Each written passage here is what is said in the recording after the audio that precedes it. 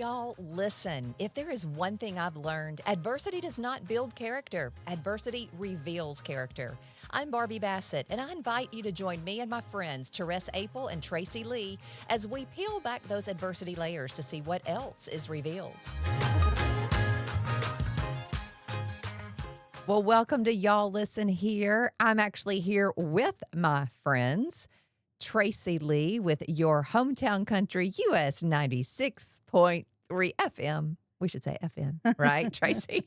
Well, I'm not sure with the new bill that was just signed. Is AM get cut? What's happening with that? Oh, my I know, but yes, we're FM. Okay, yes. Yeah. Great music, by the way. And then, of course, we've got Therese Apel with Dark Horse Press. Hey, Therese. Hi, everybody. Good to be here, Barbie. Good Yeah, to be here, good. Tracy. Good to be back again. And then we've got our man with the plan, Daniel Anderson with Audio Alchemy Productions, which, by the way, he is our producer. He produces quite a few podcasts. But if you're someone who thinks, I'd really like to talk about this topic myself, you need to give Daniel a call. You can, of course, find him on social media. You can find him on Facebook, but he would be a phenomenal podcast producer for you. Right, Daniel? Yes, he's saying thank you. Okay. Well, we are talking about a topic today that a sweet friend of mine named Judy Bryant always says to me. And she says, Barbie, the soft heart always wins. True. It's not easy to have a soft heart these days. Right. Well, and the thing is, the world is trying to make it so that if you're not hard and if you're not mean, if you're not able to defend yourself, then, you're weak or you're a loser or whatever. But to me, it's like, I feel like there's a need for people who just understand and love, like there's nothing you can do to me that hadn't been done. Right. So you got something mean to say, it might make me mad, but my being mean back to you is not going to hurt you more than it's going to hurt me. Yeah. No, that's so true. And really, what is a soft heart? I see it as being a heart of humility. Mm-hmm. What do you see it as, Tracy? Well, as someone who most of her is soft, I feel like the hardest thing on me is probably my heart. And that's just because, and Therese, you hit on this, when you're hurt, the first thing you shut off is your heart. And I guess I didn't realize how much I had shut off having a soft or compassionate heart until I realized I didn't feel anything for anybody and I didn't care. Yeah. Because the opposite of love is not hate, it's indifference. And I find myself sometimes in a place of indifference. Ooh, say that again. The opposite of love is not hate, it's indifference, when you just don't care. Yeah. You just don't care. You have no feeling about it whatsoever. You're just indifferent. I think that's the opposite of loving someone, because when you love someone, you love them. You want to make sure that they're good, and when you're indifferent, I don't care. Yeah. Well, and to kind of touch on some pop culture right now, there is on TikTok a lady who has started the We Do Not Care Club. Yes. And it's all the things we don't care about. Mm-hmm. But when you really boil it down, it's for middle-aged women, and it's about like, I've done enough in my life. I do not care if you don't like my hair. I didn't fix it for you, and stuff like that. But it's the same thing. It's just like you've taken it. You've taken abuse and you've given and given and given and given. And then you hit that hard place where, yes, we're talking about something funny, but it's the same thing. Just like finally you're like, I don't care. Yeah. And you put that wall up and then you're safe. Yeah. And how many times do we drive past homeless and we give ourselves excuses as to why we should not stop and help in whatever way that help looks like? Because we've heard other things like they're really not needing the money or they're using it for something else. But even our own hearts become hardened. I know mine has over the years. There's a time in your life where you want to give and give and give to everybody. And then you're kind of like, I'm done. What you just said, Therese, like I've been there and done that. I've learned my lesson. I'm not giving you any grace. I'm not giving you mercy. Though, if it's having a soft heart or if it's having discernment? That's a good point. Like, how do you know at that point where it's just like, not feeling this, if you haven't just become hard in that area of your life, or you're like, something's up here? I think you err on the side of love. I don't want to. Yeah, but yeah.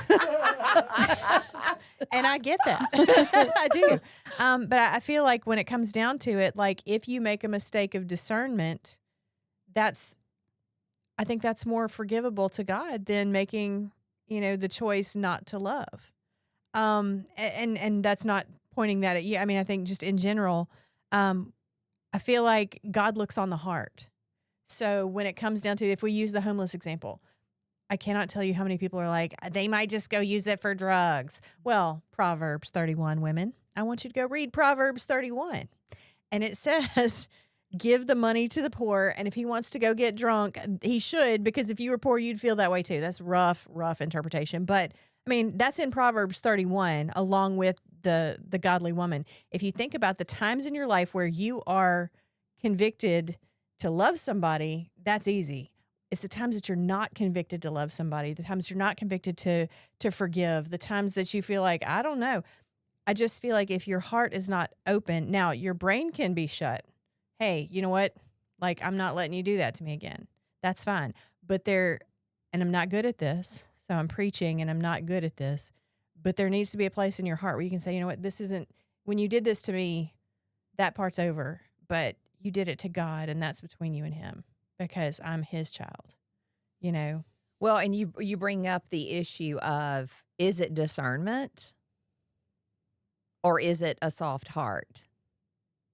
And I don't know if it's age, if it's maturity. I don't know what it is, but I feel like the soft heart is equivalent to a teachable heart. Does that make sense? Mhm.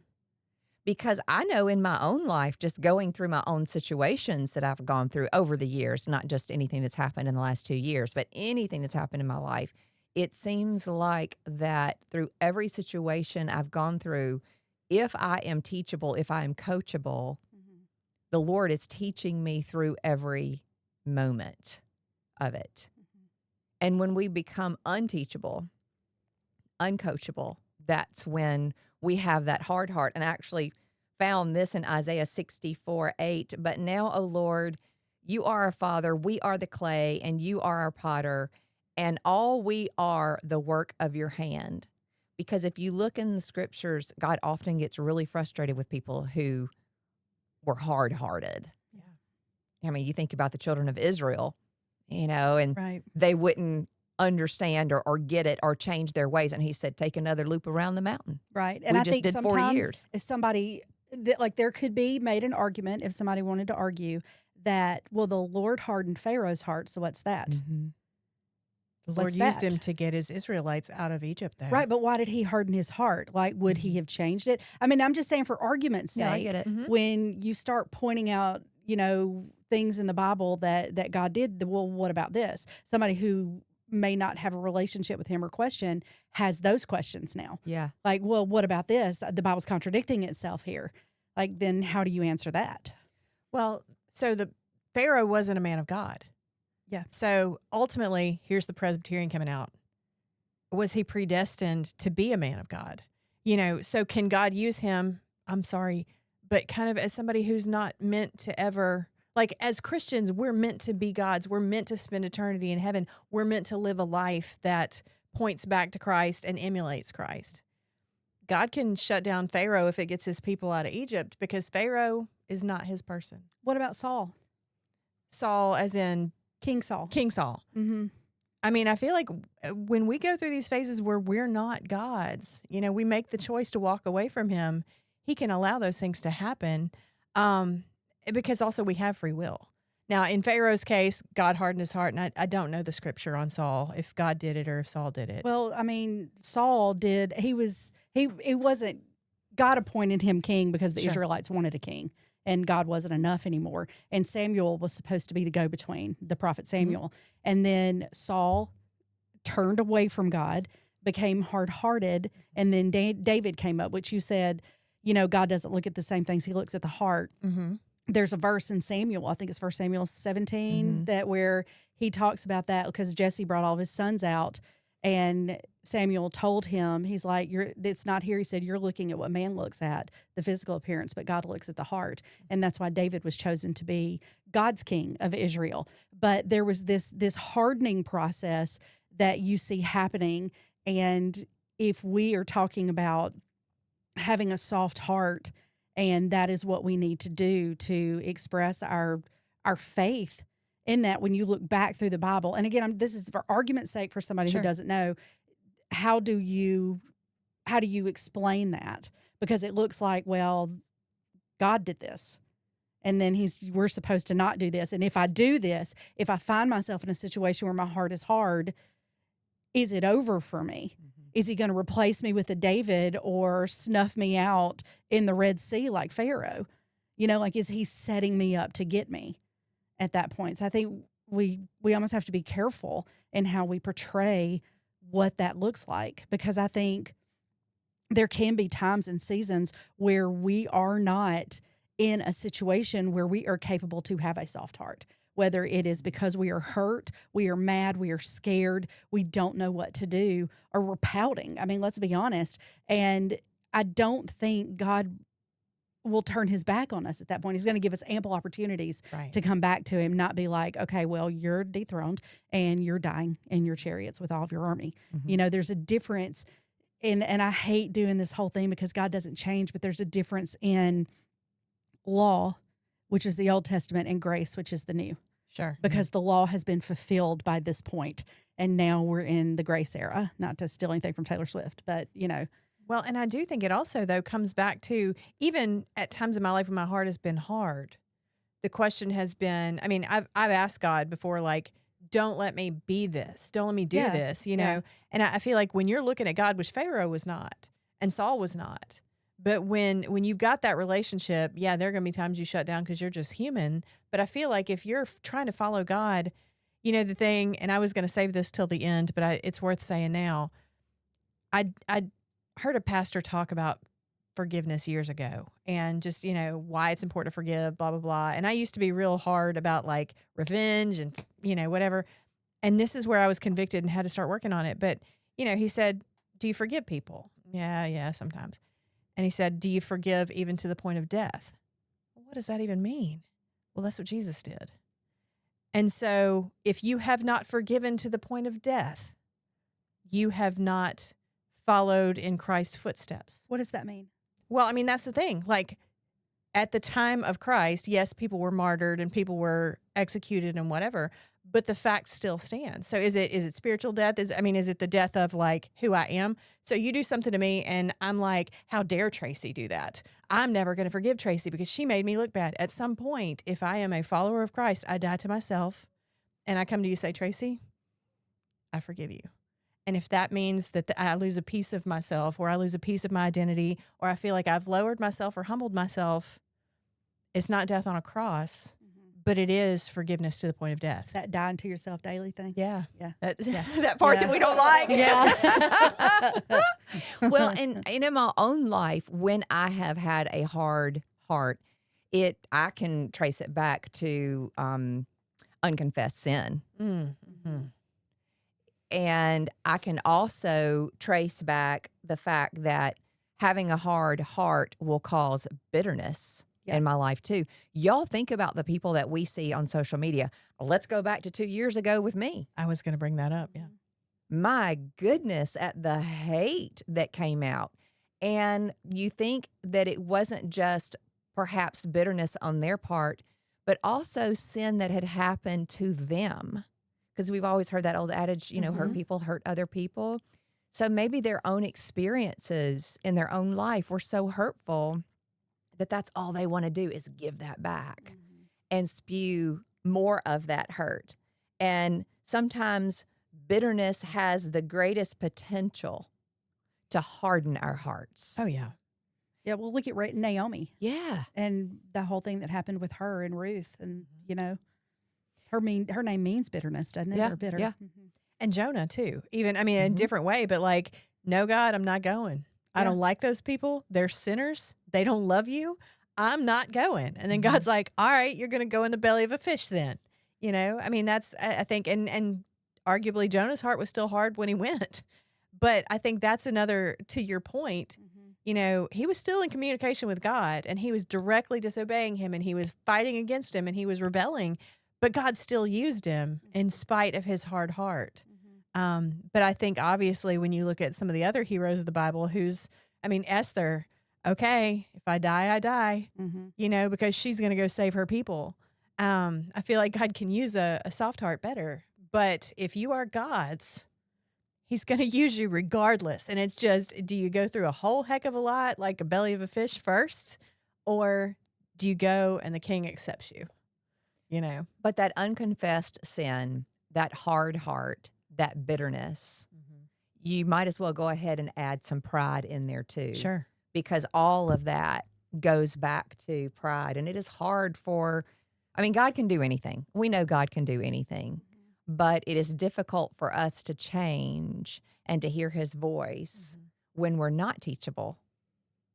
I mean, if you've ever grown up on a farm and tried to deal with a horse or a cow, and you know this, Yes. who are just completely obstinate. They're not moving, even though you put the bridle and the reins on them. They are not moving. It's hard to move an animal when they refuse to move.